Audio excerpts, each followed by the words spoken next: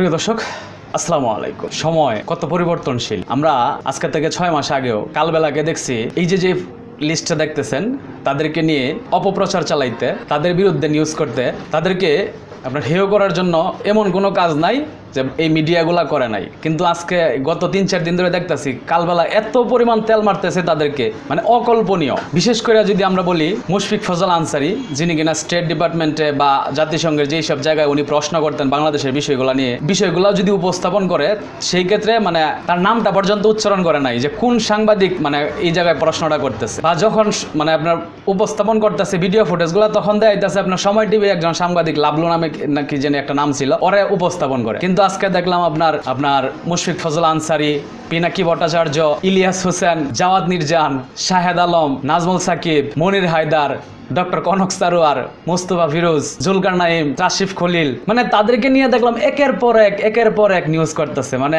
মাঝে মধ্যে বসে বসে হাসি যে আসলে সময় কত পরিবর্তন, সময় মানুষকে আসলে কোন জায়গায় নিয়ে যায়।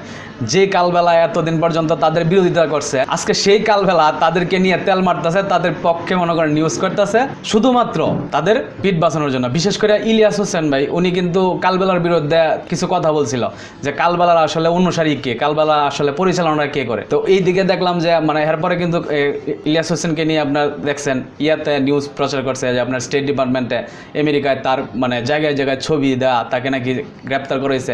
তো এই ধরনের নিউজও কিন্তু কালবেলা প্রকাশ করছে। এবং আপনারা জানেন কিনা আমি জানি না, আমি কিন্তু একটা ভিডিও পরে প্রচার করছিলাম যে আসলে তারা যেটা করছে বা তারা যেভাবে প্রচার করছে যে ইলিয়াস হোসেনকে গ্রেপ্তার করা হয়েছে, ইলিয়াস হোসেনকে গ্রেপ্তার করা হয় না। এই ভিডিওটা আমার চ্যানেলে হয়তো আপনারা যদি খুঁজেন তাহলে পাইবেন, অনেক দিন আগের যে নিউজটা। তা আমি কিন্তু এটা প্রচার করছিলাম। তবে আমরা প্রচার করতে গেলেও খুব মানে 10 বার ভাবতে হইতো যে এই নিউজটা করতে পারবো কিনা বা তাদেরকে নিয়ে কথা বলতে পারবো কিনা। কারণ এই প্রত্যেকটা মানুষেরই আমরা ফলো করতাম। বাংলাদেশের যারা সরকার বিরোধী ছিল, এই সরকারের বিপক্ষে যারা ছিল, তারা প্রত্যেকেই বাংলাদেশের নিউজ চ্যানেলের চাইতে তাদের কথাগুলো গুরুত্ব বেশি দিত এবং তাদের এই কথাগুলোর দ্বারাই আশ্বস্ত হইতো এবং ভিতরে স্বস্তি পাইতো যে হ্যাঁ, আমরা একদিন এই স্বৈরাচারকে পতন করতে পারবো, এই স্বৈরাচারের হাত থেকে আমরা মুক্তি পাবো। ঠিক আছে, একমাত্র এই ব্যক্তিগুলোর কারণে আমরা আশান্বিত হইতাম, আমরা বুকে বাসা বাঁধতাম যে আমরা একদিন স্বৈরাচার থেকে মুক্তি পাবো। এই ব্যক্তিগুলাই এই দেশের মানুষকে সেই শক্তি যোগান দিয়ে গেছে। একের পর এক তারা এই সুযোগগুলা মানে শক্তিগুলো অর্জন করে গেছে এই দেশের জনগণকে।